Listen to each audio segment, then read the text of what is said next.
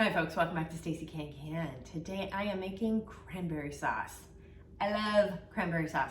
I like making it how I like to make it, which is just straight cranberries. I am not a mix in orange and etc. to it. I just like the tart punch of just straight cranberries. So that is me. As I go over all of this information, you can follow along in the recipe down below in the show notes. And while you're down there, hit like and subscribe because that does help. So the ingredients that you need, this is very simple. 4 cups of cranberries, a cup of water, and 2 cups of sugar. That's it. That is it. For this recipe, and this is a recipe from the National Center of Home Food Preservation, you can actually double it if you want. So you do 8 cups of cranberries, 2 cups of water, and 4 cups of sugar if you are a big cranberry sauce family. This makes this one, just with the 4 cups of cranberries, it makes about 4 half pints. So just to give you an idea on measurements. So it's pretty straightforward. I don't like mentioned, I don't have cinnamon sticks or any of that in there. You could add some spices to it if you want. If you wanted to add some orange flavoring, you could do that after you open the jar. After it's done, you can add some orangey stuff to it. I would just squirt some fresh oranges actually, and to give it that orangey flavor if you want. So that is how you do it. But again, I don't like it that way. I just like the straight cranberry punch. The tools that you need are, we do need our funnel and our ladle and our jar lifter, Headspace tool. We're doing a 1/2 inch Headspace today, our lid lifter, and I do have a chopstick here to possibly bubble. I'll probably need it just to kind of scoop things around a little bit, so we will be bubbling just a little bit there. And you need a stock pot for your jars. I am warming the lids up, so I will have a little saucepan going. I'm just probably gonna put some hot water over it because I do like to heat the lids just a little bit, mostly just to kind of wash off the chemical-y stuff that you get from the manufacturing there. So with all of that, let's go ahead and get started. First thing I'm gonna do is measure out all the berries and the sugar. I already have my water measured out, just a cup of water, and then we'll get this process started. All right, I got this, I got the 4 cups of cranberries measured out, and I'm pouring in a cup of water. And we're gonna start cooking these until they become soft. So I do have it up to a medium. I have it on high. I'm gonna drop it to medium high, because this does come to a boil pretty quickly. And then they're gonna start popping like popcorn. You hear all that? Everything's popping. The skins are popping, and ooh, see that? Be careful because it does spat. All right, we got it. The berries are nice and cooked. So I'm cutting the heat for a minute because this is a part where I am personally making whole berry. If you want to make more of a gel or a crushed berry cranberry sauce, this is when you would start the crushing process and running it through a sieve. So if you would like crushed berries, you can just crush them with a potato masher. If you would like to put them through a sieve, I think it's good to mush them with a potato masher first before pushing them through a sieve. I think it works better. You get more juice out of them. And then once you get all the berry skins out, cranberry skins out, then you would, pour the juices back into the pot and then add your sugar. So that's how you would do that. That's for a jellied, more of a jellied kind of a cranberry sauce. I, as mentioned, am doing whole berry, so I'm stopping right here.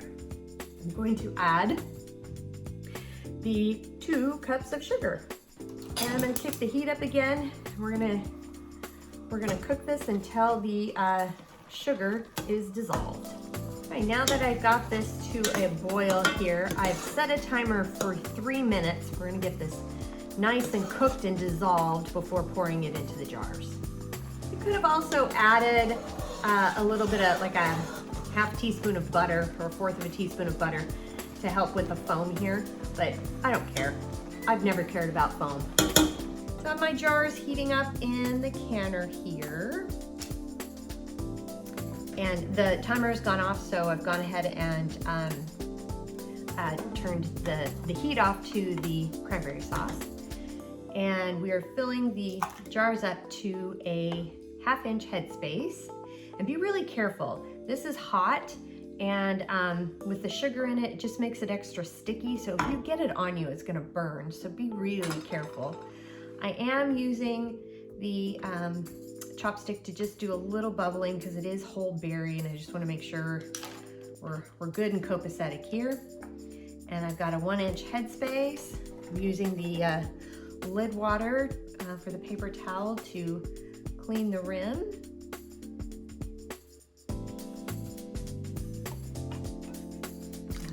Using the lid lifter to get my lid out. And a ring, and you just want to be really careful.